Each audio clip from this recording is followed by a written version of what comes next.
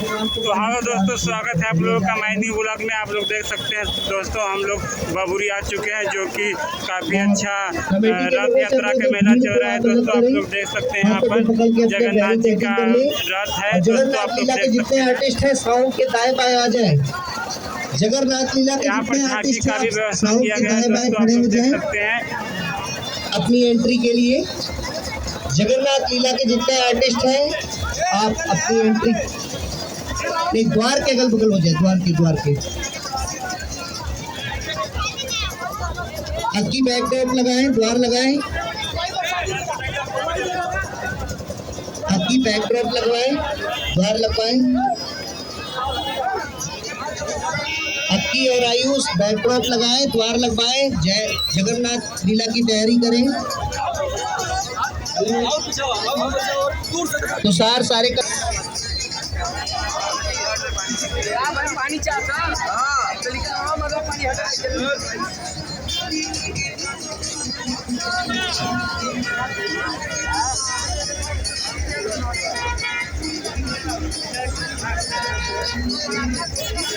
Hello,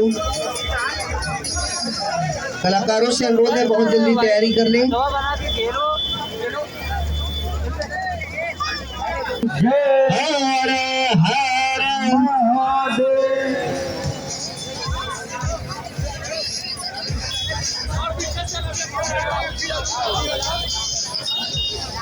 जगह बनाएं, सभी लोग जगह बनाएं, थोड़ा सा आप हो जाए, जगह करें, इसकी शोभा को बढ़ाएं।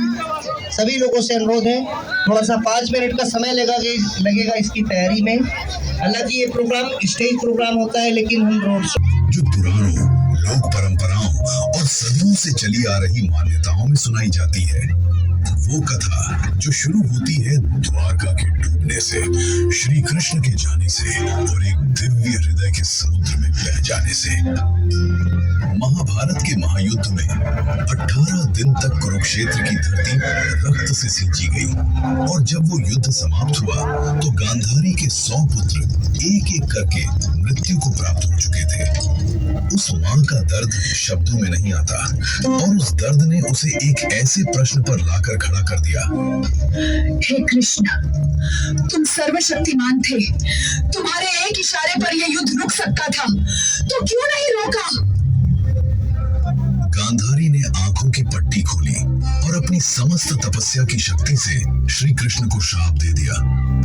हे माधव, जैसे मेरा वंश नष्ट हुआ, ठीक वैसे ही 36 वर्षों के भीतर तुम्हारा यदुवंश भी आपस में लड़कर समाप्त हो जाएगा, और तुम्हारी द्वारका समुद्र में समा जाएगी।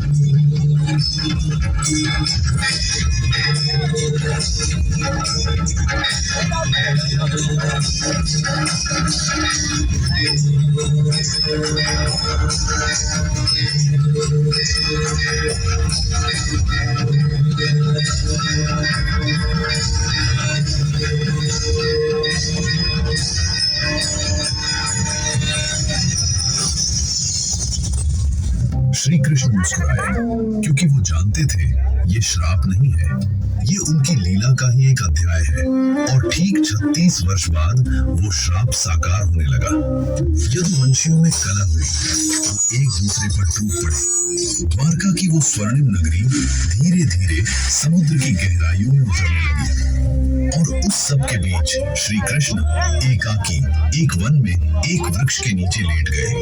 उनके चरण लाल थे, जैसे कोई दिव्य कमल धरती पर उतर आया हो। तभी वहां आया जरा नाम नाम का एक शिकारी।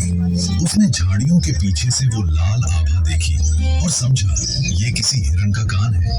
उसने निशाना साधा और तीर छोड़ दिया। जब वो पास आया तो देखकर कांप उठा। उसका तीर साक्षात भगवान के चरण में था। वो धरती पर गिर पड़ा, रोते हुए बोला, हे प्रभु, मुझसे बड़ा पाप हुआ है, मुझे क्षमा करें। और श्री कृष्ण ने शांत मुस्कान के साथ कहा, जरा, तुमने कोई पाप नहीं किया।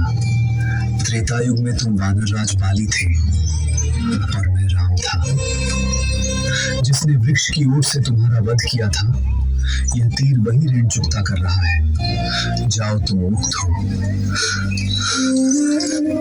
और ये कहते हुए भगवान श्री कृष्ण ने अपनी लीला समाप्त की। अर्जुन दौड़ा आया। उसने अंतिम संस्कार किया।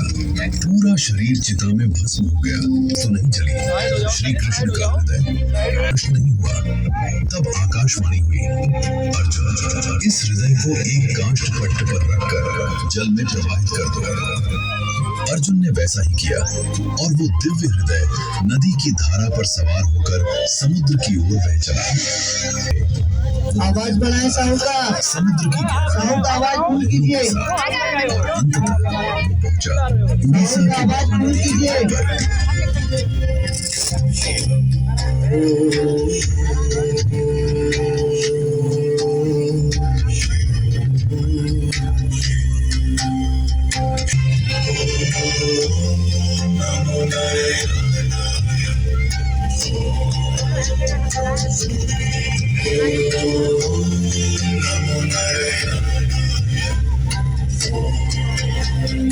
वहां एक प्राचीन जनजाति रहती थी, सबर जनजाति, और उनके मुखिया थे विश्ववसु। एक दिन विश्ववसु नदी के किनारे था जब उसने देखा एक काष्ठ खंड से अद्भुत दिव्य प्रकाश निकल रहा है। उसने उसे उठाया, उस दिव्यता को महसूस किया और समझ गया ये कोई साधारण लकड़ी नहीं है, इसमें स्वयं भगवान वास करते हैं। उसने उस हृदय को एक गुफा में स्थापित किया। उसका नाम रखा नील माधव और रोज अपने तरीके से उनकी पूजा करने लगा। वो पूजा सच्ची थी, वो प्रेम सच्चा था, किसी आडंबर के बिना, किसी विधि विधान के बिना, बस एक भक्त का अपने भगवान से सीधा और निर्मल संवाद। उसी समय दूर अवंती में, जो आज का उज्जैन है, राजा इंद्रद्युम्न राज करते थे। वो भगवान विष्णु के परम भक्त थे।